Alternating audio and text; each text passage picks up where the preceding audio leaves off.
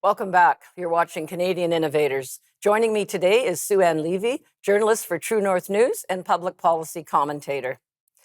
You know, it's funny, Sue-Ann, but when people heard that the business coalition that I represent was getting involved in education policy, some people wondered why. They wondered what the connection was between business and education. And from my perspective, and I think a lot of business people, I believe that every citizen, no matter where they hail from, should be as concerned about the quality of our education system and should be aware of how important it is for the future of our economy, the future success of the next generations, and how our tax dollars are spent. We spend a lot of money on education in this country, and we're not getting value for it. What reaction from the general public do you see when you write critically about public education? Well, parents are finally waking up. I think they woke up during COVID because their kids were being taught online, and they got to see up close, outside of the classroom, what they were being taught. And ever since COVID, I mean, COVID was a bad thing because it kept kids out of school, but it was a good thing because it made parents very much aware of what was going on in the classroom and how academics, in many cases, were taking a back seat to social justice issues. And it's happened in the States, and now it's found its way to Canada. There is a very, very well orchestrated and well coordinated group in the States that's fighting back against school boards. And I guess in Canada, we're a little slower to to react, I should say.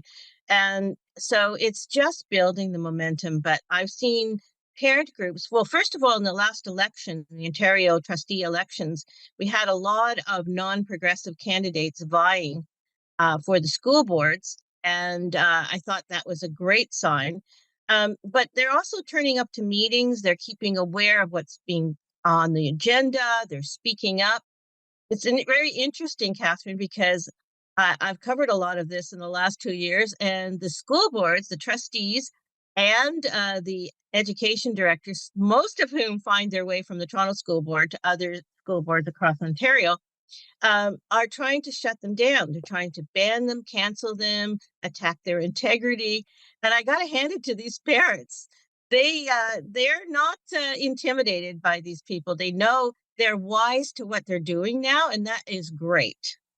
Yeah, no, that's very encouraging, and it's not easy for Mm. everybody to do. Of course, you can't just sort of Mhm. upend everything else, but that is something, and quite a few of them were successful. Eh, Sue-Ann, when they ran, a goodly number were successful in ending up on the school board.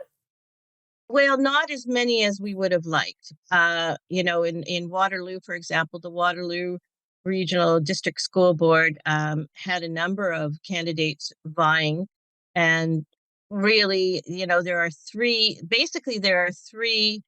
non woke trustees, and the rest are NDPers, socialists. Now, a lot of the NDP, they work very hard to place people on the school board because they believe that's a stepping stone to bigger and better things, whether it is municipal council or provincial politics. I mean, Kathleen Wynne was on the school board, and Olivia Chow, our mayor in Toronto, was on the school board. So that's where they start. They start their politics there, and once they've totally ruined the school system, they move on to bigger and better things. They can wreck bigger stuff then. Yes, that's Yeah.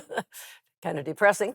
Of course, in Ontario, as you mentioned, we have seen, and also in other provinces as well, school boards have been Mm. some of the biggest proponents of this whole social justice agenda. And it's kind of an interesting concept. Do you think our school boards and schools should be the extension of government with their agendas, or of the communities and families? Well, yeah, school boards are just absolutely tone deaf. The bureaucrats are tone deaf. You hear people pushing back. For example, I'm going to give you a really recent example. Sadly, a principal in Toronto committed suicide, Richard Bilkstow, in the summer after he was harassed and intimidated in 2021 at a diversity, equity, and session led by one of the many diversity specialists who or call themselves specialists. She singled him out, harassed him, called him, best example of white privilege. I mean, they use all the same buzzwords. You know what, And the poor guy. Suzanne? Yeah. Suzanne, we're gonna get back to that. I would like to Mhm, speak about that mhm. specific situation a bit later. Okay. But we do have to take a quick break right now. Don't go away. You're watching Canadian Innovators.